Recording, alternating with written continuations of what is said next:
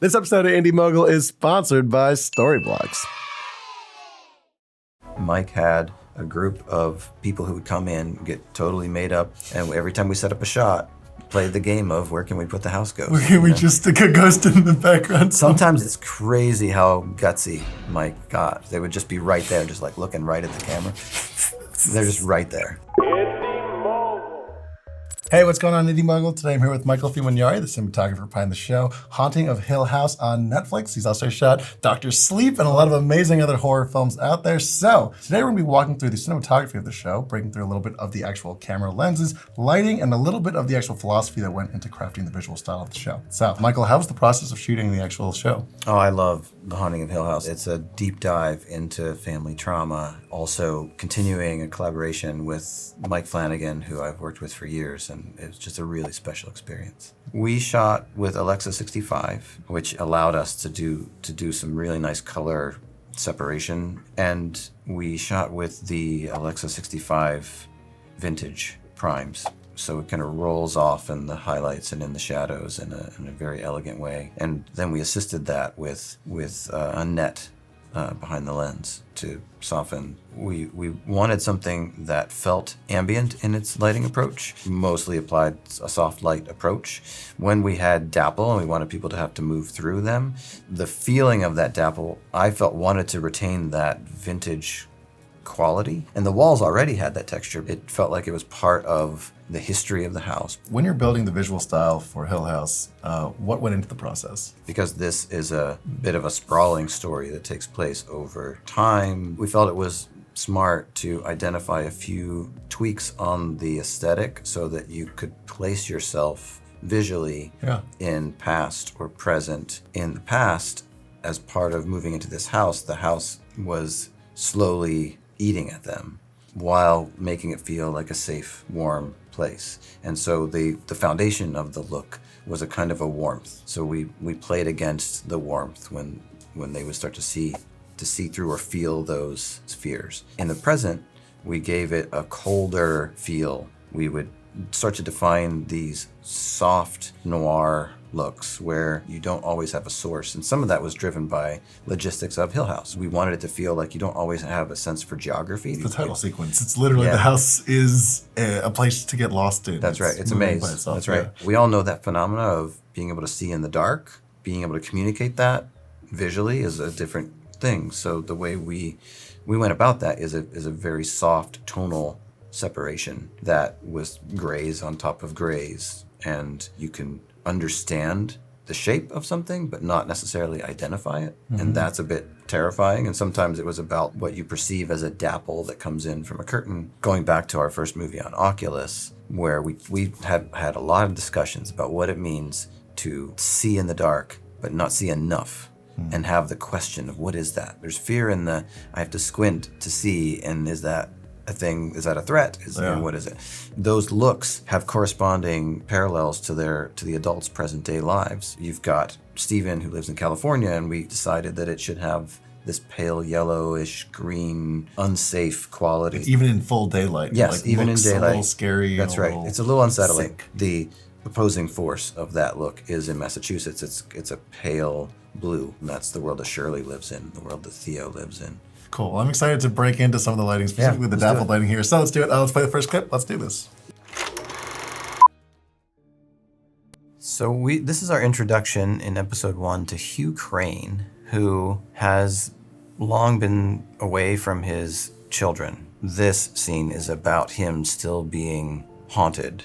One of the main thesis of the entire series is that a ghost is a wish. We think on the most superficial of levels is that something is haunting him, scaring him. But what's really happening is he's missing and heartbroken by having lost his wife. So when we introduce a character like this, first of all, this frame is stupidly pretty. We gotta talk about the lighting in a little bit. What are the main challenges for a scene like this? Can we draw this out? What does the room look like? So like many of the spaces, this is a build, so it's a stage. This is only a 3-wall set because we knew exactly what we were gonna need. We've got our setups here. We've got our main character here. Lighting-wise, there's that dappled lighting that you're talking about in the back. We've got a greens department that would come out here and just put in trees. We wanted it to feel a bit like he's not out in the woods because they've retreated to more safe urban environments or suburban environments where at least they're not out in the wilderness the way they were when they were kids. That warm light that's coming in through the window is meant to be a neighboring porch light. And so that light that comes in through the window, we gave a little bit of a more sodium vibe. And so that's why this light that comes in is that less than friendly warm light. And also the vertical blinds that you see are communicating that as well. If you have a house that you're living in that you've made choices about, you'd have curtains. You'd have gone to the store and bought them at Bed Bath & Beyond. But if you just rented an apartment or rented a house, it comes with the vertical blinds. So we're communicating all of those things with how the shape of the light plays in the room. What else do we got in this frame? We got some moonlight. It's sort of an atmospheric coldness, which essentially was our go-to as the color for what it's like to see in the dark. We get sometimes a little bit dangerous in the moonlight world because when you get into Hill House, there are no windows in certain parts of it, so it can't be window light. And in this case, I'm a big believer that the way to help communicate seeing in the dark is big, soft top light that's revealing shapes and not a source. So this room, like almost every other set in Hill House, has a soft box over the bed like this. We've got multiple sources behind a very heavy diffusion. On Hill House, the diffusion was, I think, double soft frost, which warms the light up a bit. So it has color. So behind the softbox, we had sky panels, which then we could control. And the set, we've got a control grid. And then by having multiple sky panels in here for this shot, if you don't want it to sneak over Hugh onto his nose here, but you want it to play mostly as a top light here and not start to fill, which is what's going on there, then we would turn these lights off. It becomes more of a backlight, edge light. Yeah, it's a good foundation because every time we got into a setup, we could essentially start by saying, what's our bed? Like what's our starting point? And that's mostly about turning on or turning off. Because we're not letting the light sneak around too much, we're keeping a heavy shadow presence to the camera. It communicates that it's late because you still have to see his eyes. You still want to see his emotion. Yeah. If you start to withhold those things, you're losing the reason to have a scene. Yeah. So it's dangerous to say, oh, it's night, I shouldn't see anything. But you have a scene to shoot, and the reason we're here is to see the terror in his face and read those little flicks of fear in his eyes. So we're doing all that while still communicating that he's sitting in the dark and that it's a perilous moment. Okay, here we go. Moving on. Ready? Next clip? Yeah. Let's do this. Next clip. Now, before we move on, I want to remind everybody about today's wonderful sponsor, and that is Storyblocks, who are always there for us when we need B-roll. Usually, we need to find things like city skylines, or puppies, or business people pointing at screens. When we do this, we aren't just limited to picking and choosing one clip at a time, because Storyblocks actually offers a subscription plan for unlimited downloads for something like 790,000 HD and 4K video clips, which, if that's not enough for you, it is enough for you. If you're not sure which puppy you can use, guess what? You can download multiple puppies and then figure it out later. And at just $29 a month, it is an absolute must-have for all kinds of filmmakers. So get started today by going over to storyblocks.com/IndieMogul, which we'll put in the description down below. But now, back to the episode. Clean and sober, all thanks to you. So Nell, as a continuation of what happened prior, where she was on the phone calling her dad, the house called her home. And so she's come into the house and she's imagining now that she's reconnecting with her family, and this is her fiance, and she hasn't seen him because he had died. And what you realize is that this is all in her head. It's what the house is offering.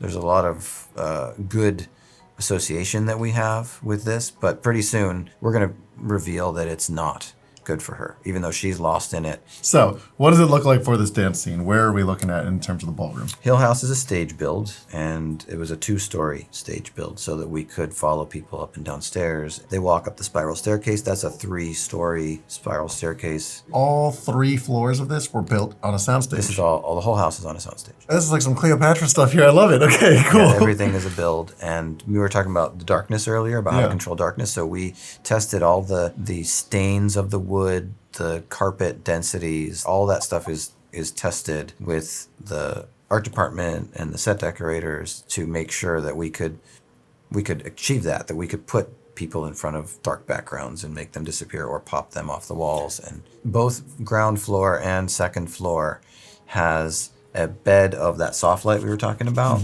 with the really dense diffusion. And in this case, because it was I'm going to not do an overhead, I'm going to do a sort of a cross section. This is an elevation, and I believe those ceilings were 10 feet. So we had to find a way to have soft top light, but it couldn't be sky panels. It couldn't because they're big, and we only had so much room between the ceiling of the first floor and the floor of the second floor. To have that same kind of soft light control we talked about earlier, we had LED strips, thousands of feet of LED strips, custom installed that were put in just line after line in between the support beams. And then 1 foot from those, we had the soft frost frames put in. And each of those had a corresponding control grid, like we talked about before. Underneath those, we had the chandeliers that you see. We had those little chandeliers in the hallways, and we painted those super dark, like almost black. And even on the outside, they were teched to be dark, so that when the light came through, it didn't give away that there was a light source up there. So it would reveal that there was a light there, but it would still be sort of dark. It would be dark gray. So when lights are off, there's always a lot of light coming in that would light the walls and create sort of a soft shape on the walls like this. So when you're looking at a hall, there's always shape. And when the lights are on, we just turned these on. And we had powerful output globes. These are probably like 150 watt. And so that becomes the motivator for the source. And then all of these LEDs are connected to the dimmer board, so that we would then say, okay, when this light's on, the LEDs around it would be warm, and the LEDs in between would be cool. Any shot in Hill House at night when the lights are off, you can still see chandeliers and you can still see the fixtures, but there's an intense amount of light that's coming down so that you can see the characters. And that's also why the wallpaper and the wood paneling, all the wainscot that's here, that's on the walls, super dark wood, so that when we're lighting, it doesn't reveal the lighting. The wardrobe was in particular a challenge, because like here where they're wearing these suits for the wedding, and also later they come back after the funeral, you wear black at a funeral. But black in an environment like that where you're trying to see in the dark. It's floating heads. Yes. Yes. So all those suits are charcoal gray, so that they give off something when the light hits them. So you can still see texture in the wardrobe. And also Luke, when he comes back at the end, is meant to have a white shirt on. That shirt in real life was like a gray shirt. You bring all your contrast into control, so that really when you have bright, it's a wall sconce or something like that that's then meant to motivate where the light's coming from. They light the wall, they make you think the light's coming from that, and it's really that top overhead light. If you look and you study, you everything I'm saying, you would say, oh yeah, there's the light. But once you put it into the body of a scene, you don't. And the second you start watching the acting, you stop thinking of it. That's right. Awesome. Well, this was amazing. Mike, you're the best. Dude, thank you so much for coming on. Cool. Thank you for showing us. Yes, absolutely. Also, a huge thank you to Storyblocks. Don't forget about all the time and money that you can save, just like us, by heading over to storyblocks.com/IndieMogul. And in case you didn't know already, we do have a podcast discussion with the insanely knowledgeable Michael Fimognari that we'll put in the description down below as well. This was amazing. Again, Hill House is still on Netflix as well, too. If you guys want to watch it, it's there. Seriously, such a good looking show. Just amazing just to see Mike's work by itself. But that's it, guys. That's Indie Mogul. And of course, we'll catch you guys next time.